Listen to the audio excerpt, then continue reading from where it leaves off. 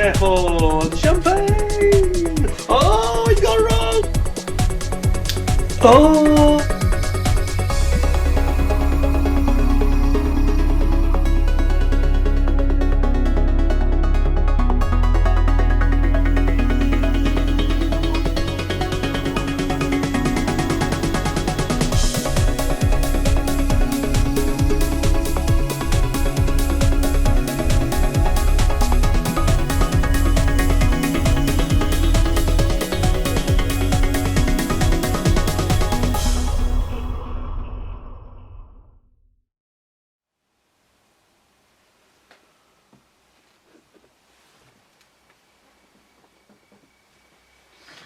Hi folks, welcome back to the channel. Thank you very much for joining me once again. You are always most welcome. Well, a Merry Christmas, Happy New Year to you. Depending on when I actually put this particular video out, it's over the Christmas New Year holiday season. And I wanted to just wish you the very best wishes of the season. And hope you have a great 2026. Now then, this is kind of a Christmas present for me. This is the Tamiya Ki-46 Type 3 DInah, as it's often called, 3 Type 100. They call it, the Japanese call it the Kurogane, the 4x4 vehicle, sorry, that comes with it. So we've got a 4x4 vehicle with it, one of these duo sets that Tamiya do. Previously I think we saw the one with the file, didn't we, which I've got, which has got the Kugelwagen with it. So this time, it's very interesting, this vehicle. It looks like a sort of a big car from the 1930s that's been almost like it's been in an accident. Do you see what I mean? If you look at the way you'll see more of this shortly, but it's almost like a compacted up car, it's almost like a children's sort of toy car. Do you know what I mean? It's got all the attributes of a big car, but in a much smaller one. Like it's been. Anyway, the important part of this story is this is a gift, and as you can see, it's shrink wrapped, brand new. This is a gift from our good friend in Australia, Angus Brits, who's famous for his books, of course. A well-known author, especially about things to do with the Australian Navy and the Pacific and the World War II in the Pacific and Japanese naval air power and all sorts of things. Very knowledgeable chap and very generous as well. So he's better known on the channel, of course, as Lord Flashheart. And he's from North Sydney in Aussie, Australia, of course. Thanks very much, Angus. Really appreciate this. A kit I've never seen before. I've never seen one of these DInahs at all. I know that Airfix did one, I think, didn't they? Back in the day, in 72nd scale, I think. But I've never seen one of these. So, it's kit number, what do they call it this time? 25217, and it's got a little star 4600. So, it's obviously because it's a combo, in effect. I think they're giving it two numbers. So it's a DInah and this Kurogane 4x4. It's almost like a little Jeep, but it's got all the attributes of a car. It almost looks too stylish to be a military vehicle. I think that's the point. Now this is of course an export kit, so I'm not sure if we're going to get too much English. We've certainly got no English on the sides, but we have got it on the front in fairness. Mitsubishi Type Ki-46 3 Type 100. 6 transparent parts depict the large canopy and realistic. Oh, you're going to need a mast set for this, I think. But we shall see. It's $65.99. Very generous of Angus. And he sent this to me and said, again, you can keep it, donate it, build it. I think I might keep it because it actually goes very nicely with my other set. And there's a lovely photo on the side, typical Tamiya fashion. Nice to end the year on a Tamiya because, of course, we lost Mr. Tamiya sadly this year. And there it is with this rather interesting looking vehicle. Do you see what I mean? It almost looks like a toy car, like a caricature of a car, but on a military vehicle, 4x4. Interesting. Anyway, without further ado, I think we should get into it. It's got the 55th Independence Squadron markings there. Let's have a look at this. Yes, I've been looking forward to this, and it's lovely. This whole shrink wrap, brand new. Let's have a nosy. Where's my knife? Presuming it's all going to be staples inside. Bear with me while I just get through the film. I'll take a moment or two. Hope you're all having a great Christmas. Kits of the Year show, if it hasn't been broadcast already when this is broadcast, It's scheduled for Monday the 29th of December. I can't get in here. Kits of the year. And as I speak to you, I do not have any idea in my mind what's going to win that. I've got a short list, obviously, but I still haven't seen all the kits at this particular moment as I'm filming. So there's another couple of kits still to come. So who knows what's going to win? I keep an open mind. Every time I think I know the answer, something else comes along. So let's have a look at this. This can't be kit of the year because it's not new, of course. So this can't qualify, sadly, but let's have a look at what we got. Oh, we've got multiple coloured plastic. Oh, it's like a matchbox. We've got sand coloured for the vehicle, and we've got like a paley grey, pale grey fawny sort of plastic for the main aircraft. It's cute, this car. It's like a little kiddie's pedal. Reminds me of the kiddie's pedal cars because they are like caricatures of a real car, aren't they? It's going to be a lot of fun, this, I think. A lot of fun. Well, at least Tamiya put their decals in a bag to protect them, which is more than some people did recently. Airfix and Revell, are you listening? It's never a good idea to have them just free so they can get whacked. And where to begin? Shall we start with the vehicle? I think we will. I think what we'll do is put that to one side for a second. It shouldn't take too long, this review. Just the fact that we have two kits basically in one, I suppose. I'll make it look, oh, sorry, building, I was prepared. Oh, dear. Excuse me. Beg your pardon. I was up quite early this morning. This is the day after, filming this the day after doing all the dusting. Do you know, I was so bushed last night. We had the film of it, of course, on the YouTube video, but once it was over and had a couple of glasses of wine, I was just like, gone. Been on my feet for 2 days, it's horrendous. Right, put that there, wait, and we'll get our, yes, these are the little tiny decals for our little GP Kurogane. And let's see what we've got. So, zoom you in. So this actually has an item number on its own of 32. 32 is a strange number to start with, but 32558. And this is the Kurogane, and it gives you a little write up here, and it says, sorry, zoom back. Developed by Nihon hang on a minute, this might be a mouthful. Developed by Nihon Nenenki Limited to meet the Japanese Army requirement, the Type 95 light vehicle, nicknamed the Kurogane, was the world's first practical four-wheel drive vehicle. I didn't know that. Well, I'll be damned. Originally conceived in 1935, the design underwent several mods before going into full production in 1937. The production model featured an air-cooled 1.4 litre 33 horsepower V2, not to be confused with V2 rockets, cylinders in two banks of a V, two cylinders.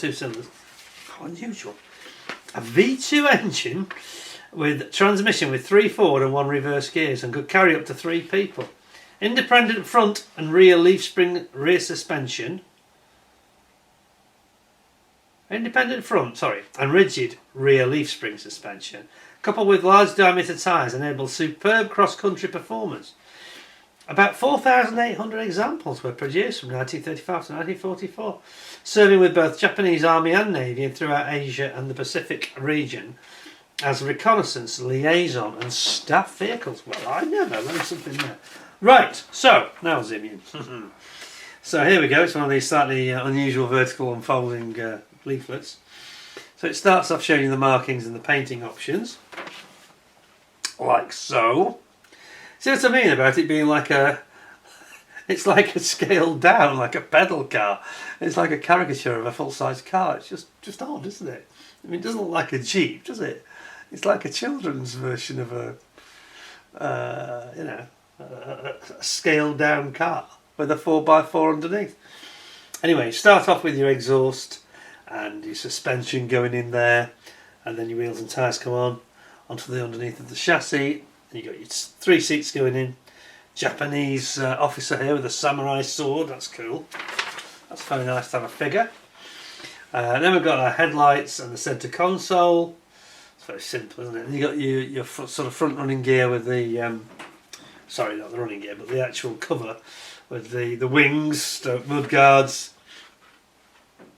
I've got a spare wheel on the back, a little badge on the front. You're putting on your front grille here. There's a front grille badge that goes on there. It looks like it's a metallic decal. Then you've got a driver, another figure, two figures. A driver, you've got your front windscreen with your windscreen wipers, instruments, steering wheel going in, and it just looks like a pedal car, doesn't it? It's funny. And then it's obviously is it a flip down like a Jeep? No, it isn't, is it? No, it isn't a flip down. So it's not quite like a Jeep. And then you've got the tonneau assembly, which is the roof basically. So you've got a flip up roof cover, which goes like so, canvas roof. And that's it. So it's like an open top, or it's got a roof like a convertible, really. Interesting. Interesting. And there's a couple of decals, those metallic ones you don't use apparently. So that's that. And yeah, I mean the decal's nothing. It's just a registration number. But here's that metallic parts I mentioned. Now you don't use the bit that's got the anchor on it. You only use that bit just above where my thumb is. Okay. Let's have a look at the parts. Now we have got staples, so you're going to have to bear with me because it's always a little bit of a battle with Tamiya, isn't it? Let's have a look.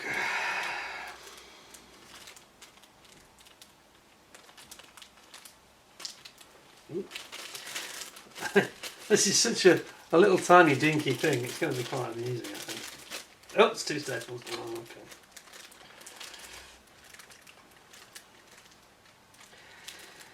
Talk amongst yourselves while I fight the staples. Right, there we go, here we go. Right, now then, there we are. Now then. Look at that. Isn't that nice?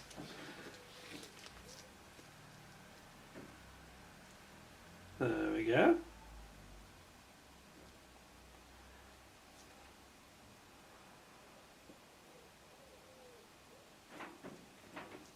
Yeah, and it has got this sort of almost cartoonish appearance, hasn't it, really? How very odd. It's a strange one. It's a strange design, I've got to say. It also reminds me slightly of like a clown car. Do you know what I mean? Like Krusty the Clown might drive.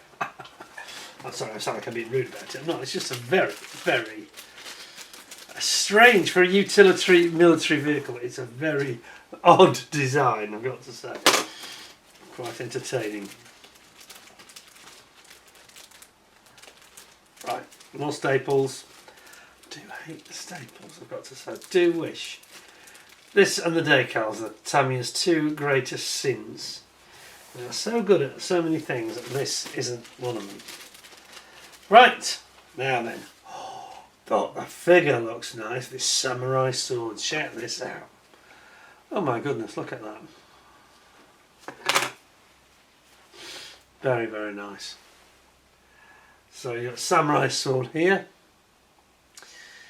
And yeah, I like that. That's a really nice figure. You've got his head here. Obviously it's only 48 scale, so it's not huge. But that looks cool. Then you got your driver down here. And we've also got this guy's his head.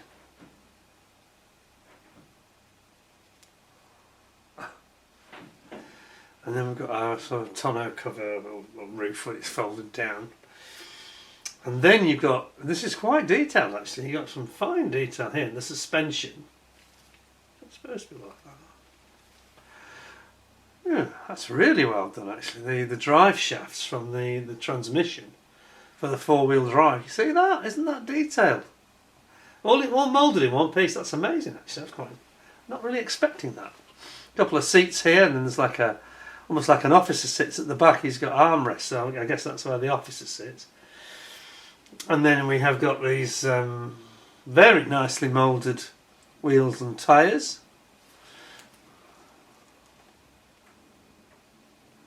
They look nice, don't they?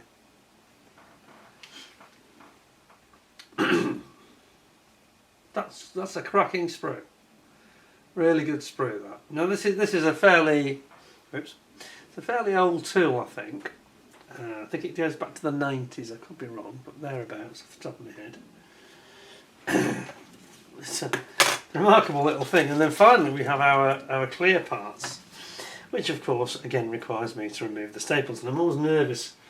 I always say, don't I, clear parts and staples definitely do not mix at all. And it always amazes me that Tamiya still put them. I mean, don't get me wrong, they never arrive damaged, but the danger is if you miss a staple, you don't get them out, and then you drag those clear parts over the staple. That could end quite badly.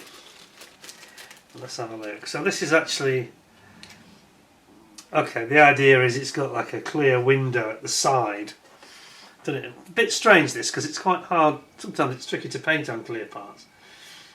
A big area of them, I mean. And you've got to paint the whole of the roof here. They made the whole roof section in clear parts so that you get the benefit for the windows at the back there, see? So you can just mask the windows. I can see the logic of it. Might have been better to have a separate window in clear, actually, but anyway. But this is the side cover and the side wind as well. They're just open at the side, in fact. It doesn't have any glass in it, I don't think. No.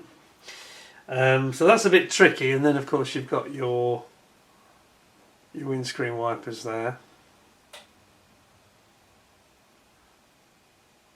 Yeah, nice though, isn't it? Very nicely moulded. And of course at the bottom you've got your little headlamp lenses there. Yeah, it's a lovely sprue. Well, it's a very cute little vehicle. Amusing though it is. Yeah, it's just a curious design, really. As I say, it's like a clown car. I won't be able to get that image out of my head yet, I don't think. Krusty the Clown driving it, you know. But it's a beautiful kit, no flash, and I mean those figures are really nice. The samurai, in particular, the officer standing at the side, and his chauffeur. Very nice. So that's a good start, isn't it? So let me just put those away. That's the vehicle, and let's bring in the aircraft, the DInah. Let's put that over there, and instructions are there. Yes, they are. Right, okay, so move just over to the aircraft now. We'll put our staples over there. In fact, I think we'll just get rid of those in the interest of safety. We'll just remove them completely. My trusty pet hair remover. There we go.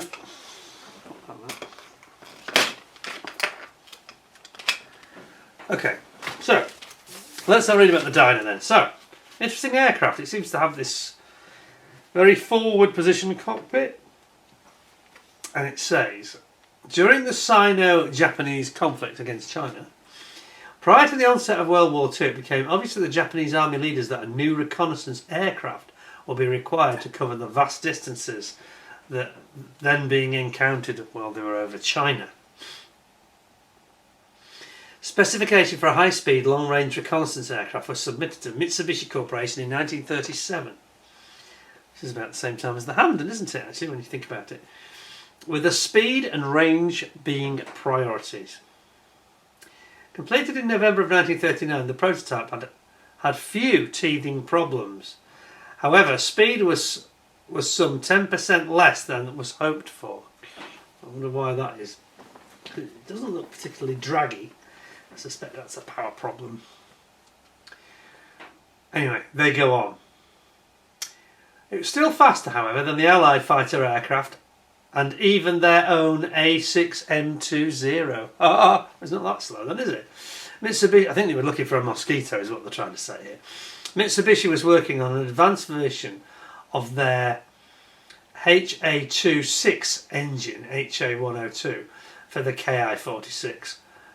So the Ki-46 was then put into production as the Army Type 100 Model 1 Command Reconnaissance. In March 1941, however, the 1,080 horsepower HA-102 engine then became available, and the Ki-46-2 went into production and was assigned the Allied name code of DInah, with an H on the end. In 1942, the P-38 Lightning and the F-4U Corsair were expected soon in the Pacific, and to counter this threat, Mitsubishi was told to increase performance by using two 1500 horsepower HA-112 engines. The Ki-46-3 then had testing beginning in December of 42, and the results were outstanding, with a top speed of 630 kilometres an hour. It's 400 mile an hour, isn't it? It's just over 400. It's quite fast. And a maximum ceiling of 6,000 metres, that's 18,000 feet. And it had a maximum ceiling of 10,000 metres. 30,000 feet, it's not bad, is it? Produced throughout the war, aesthetically beautiful, the Ki-46-3 flew almost unmolested until 1945, when Allied fighters were finally able to intercept this high-flying reconnaissance speedster. So it's a real speed demon. I was going to say, it looks very aerodynamic. You'd expect it to be quick, wouldn't you? So I was right, it was just a power problem, wasn't it? Great write-up from Tamiya as ever. Right, let's have a look at their instructions. In the usual format. And it goes like this. Building up your cockpit. You see here we have a nice, clear, very simple explanation of what we've got in front of us. Cockpit, crew. So you've got your pilot there. I think there's going to be a couple of crew members. Yeah, there's a rear cockpit, front cockpit. Oh yeah, okay, so there's like a navigator in the back. So you're going to build up your the seat, obviously for the cockpit, front cockpit section, the little bulkhead, and then you do the same with the rear cockpit here, second one. Fuselage, building that up. It looks like there's a Type 100 aerial camera. Look at this. See, nice description. And then here you can see it's all coming together: front cockpit and rear cockpit. Aerial camera. Where does the aerial camera go? Oh, it goes on his lap. He has this. It's quite a big camera, but he has it sitting on his lap. You then build up the two cockpit sides and bring your fuselage sides, I should say. Bring your cockpit in between, and then the nose goes on. Then we've got this instrument panel. Okay, you bring it in and sort of click it in. That's interesting. As per shown. Then we've got our landing gear going in here, which looks fairly beefy. And there's like a little spar that goes between the two landing gear assemblies, and then it drops through the bottom of the lower wing. Then you bring your upper wing on down on top of it. Then we're going to bring in that entire assembly, mating it up with the fuselage, and bringing in your horizontal stabilisers and elevators and the rear tail wheel. Then we've got a fuel tank, drop tank, and obviously your gear doors are going to come in and be applied there. It's a fairly straightforward build, this, isn't it? Nice and easy. Building up the front of your engine, the HA-112 very powerful motors, bringing up the front section of it on, and then of course adding the propeller and spinner, making all that together. Well, you'll come back to the spinner in a second, but bringing the cowl in for both of them, and then ultimately popping that on with the spinner and propellers on the front. A couple little windows to add at the side. You've got your radio aerial, and then last but not least, your glass house canopy. Oh yes, there's quite a lot of glass in this. So yes, don't think you get any, I'm not sure, but I don't think we get any masks with it. So you're going to need a mask set. Then it's got the 100th Air Group First Squadron. Looks like, is there only just one? Just one option? I thought there was two. There's two options. Yes, there are. Yeah, there's actually three options. It's a little bit confusing the way they've laid it out. Sorry. So it's the 100th Air Group, the First Squadron, or 55th Independent Squadron with a slightly different tail flash here, or the 15th Air Group, Osaka in November 44 here. Oh, and there's even a fourth. I'm wrong. The Shinbu Sakura Suicide Attack Unit. We don't have to worry too much about the markings on that one. Kagoshima Prefecture in May of 1945. The Suicide Squadron of Kamikaze. Oh, Divine Wind. It's either that or commit seppuku, isn't it? Okay. That's grim. So there's 4 options. That's really good. Yeah, they just don't show it in colour, unfortunately, which is a bit of a shame. There's one shortcoming on Tamiya, isn't it? I mean, they tend to now on these latest kits, latest releases. They have like a colour call-out sheet, a bit like Airfix did with the 109, which was very good in that respect, of course.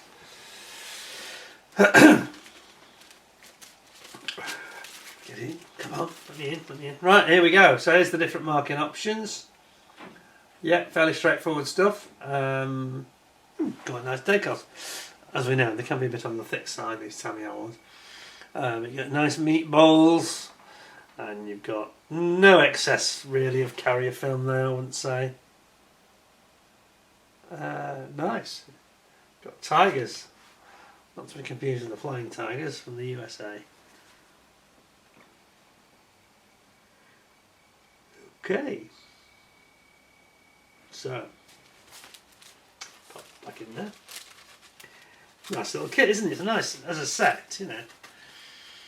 I think it's about £33 locally, $66 in Australia, as we know from the packaging, which had the price on from Angus. All right, so let's just grab my box for a second, and then I'll show you the plastic.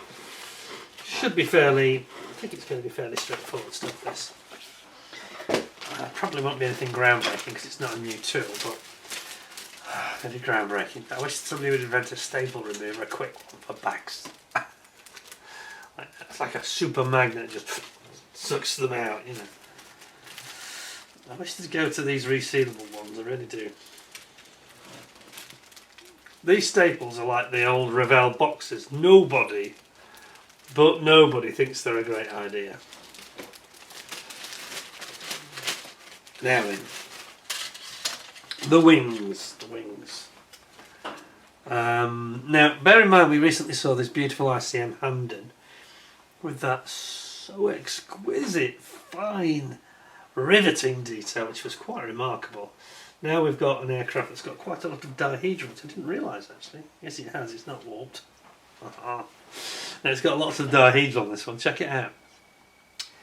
I was just going to say, it's not got that finesse of that, like the ICM riveting had. It's more straight pan lines. Do you know what I mean? But it's very nice. Does the job. It does the job for sure.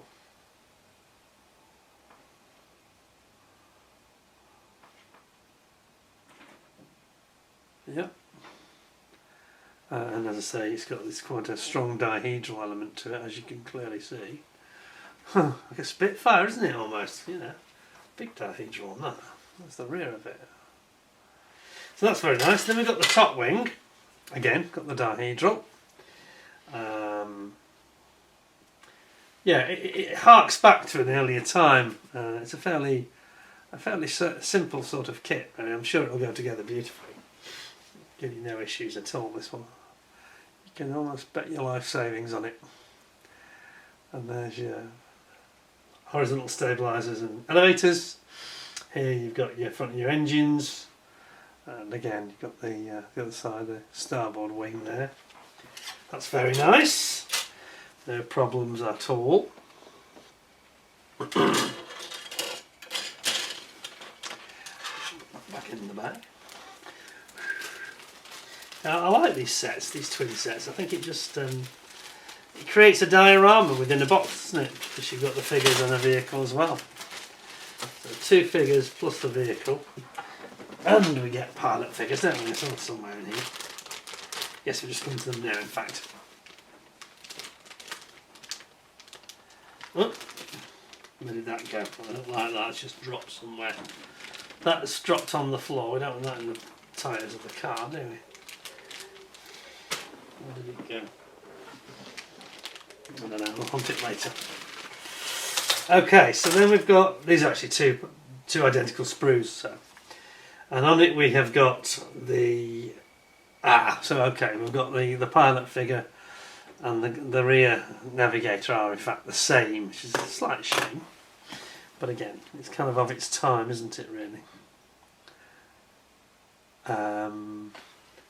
Nice spinner. They've gone and attached the sprue gate contact point just in the right position, so it's not on the actual blades, which is great. You've got the spinner, you've got your drop tank. I've got to say, this plastic isn't the most photogenic, is it? It's a bit like resin, but you've got some beautiful moulding. Look at the detail there on that engine. That's nice. It's really well done. That's really cracking. Fantastic structure to it. Quite impressed by that, actually. Some really neat, crisp moulding there. And then the rest is sort of a bit simpler. So that's that. Just leaves us with the main bag then, which we will crack into. Pum, pum, pum.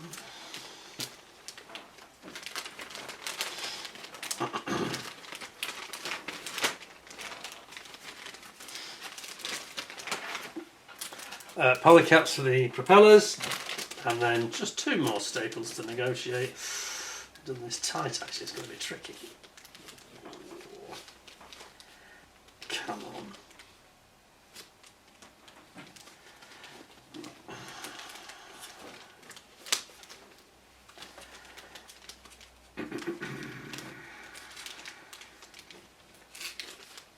Yep. Right. Look at the clear parts last, and then first we will have a look at this. It's quite a good looking plane, isn't it? It's very aerodynamic. It's got a nice sort of a sweeping tail. It reminds me of the Messerschmitt 262 tail, actually. The shape. Very similar, isn't it? Like a shark fin almost, you know. Yeah, quite like it. Then you've got your lower nose here, on top of which you get your glass house. This is the top of the instrument panel, again, also in the nose. All very sharp, and yeah, they moulded it nicely, this, nice and sharp. A couple of ejector pin lugs here to avoid any ejector pins on those legs. Then we've got the other side, the port side of the fuselage. Tails all moulded with the rudder all as one piece. It's a bit of a shame, but they moulded it so nicely. You put a bit of a wash in there and you'll be absolutely fine. They've even moulded the actual rear tail wheel gear doors open. That's quite unusual, isn't it? And then last but not least, we have the clear parts. This is when I get nervous because it's clear parts and staples again. So just bear with me a tick. We'll have a look at these. Tamiya's clear parts are usually excellent, to be fair. Right, no staples. Here we go. Oh yeah. Oh yeah, and there's no sort of distortion in them or anything. That's beautiful. Perhaps a little bit thicker, the plastic. Perhaps there's a tad of distortion on the very curvy bits. I think it's just that the plastic's thicker these days. Yeah, it does look a bit thicker than perhaps we managed today. But it's not. It's no worse than that Meteor from Revell, which was a bigger scale. That's nice. Really nice clear parts there. Yeah, beautiful. It's a nice kit, isn't it? Really like it. The only thing it lacks is a mask set, really. That's the one thing you definitely will need for this, because it's not included. They didn't include them in the past or even today for that particular set. So that's where we're at. So, what they cost, about a tenner, you know. 10 English pounds plus postage probably. It's not going to break the bank, is it? But whenever you get these Japanese bombers, you know, or any aircraft from that era, Japanese aircraft that are glass house canopies, you definitely need a mask set. Otherwise you're going to spend days cutting out masks, I think. Not sure is my cup of tea. There we go. So what do we think of it? Well, it's kind of its time, but it's really nice. I mean, it's very cleanly moulded. You know it's going to go, it's just going to fall together. It's going to be just no hassle at all. It's not going to give me any issues to build it. A really, really nice kit. It was nice doing my other one. I think I'm going to give it 9.5 out of 10 because there's not much wrong with that really, is there? Yeah, I could do that with staples and we could do the mass set, but 9.5 out of 10 is a great score, especially for something that's fairly old. Not a new issue. That's a really nice little set there. And I think you could have some fun doing the weathering on the Kurogane, the 4x4, be quite good fun. Just don't go over the top and put a clown sitting behind the wheel. There we go. So thank you to Angus for sending that. It's extremely generous of him to send that as a gift. So thank you and Merry Christmas to you. I must send him something in return after. I get very nervous around Christmas time. We've just seen with the ICM delivery to me that things do go wrong around Christmas. So if there's one time to try and avoid sending any parcel, it's probably December really. So I shall send Angus something in return in the new year. Because he sent me a couple of kits now. No cost to me at all, so I think I owe him 1 or 2. So thank you to him. 10 out of 10 to Angus. 9.5 out of 10 to Tamiya. Don't forget to give me 10 out of 10 with a thumbs up. Thank you very much for watching. I hope you're all enjoying your Christmas break and that the weather's not been too harsh to you. And I look forward to seeing you all in the new year. Until then, don't forget Kits of the Year's on the 29th. If it hasn't already been broadcast, because I may broadcast this afterwards.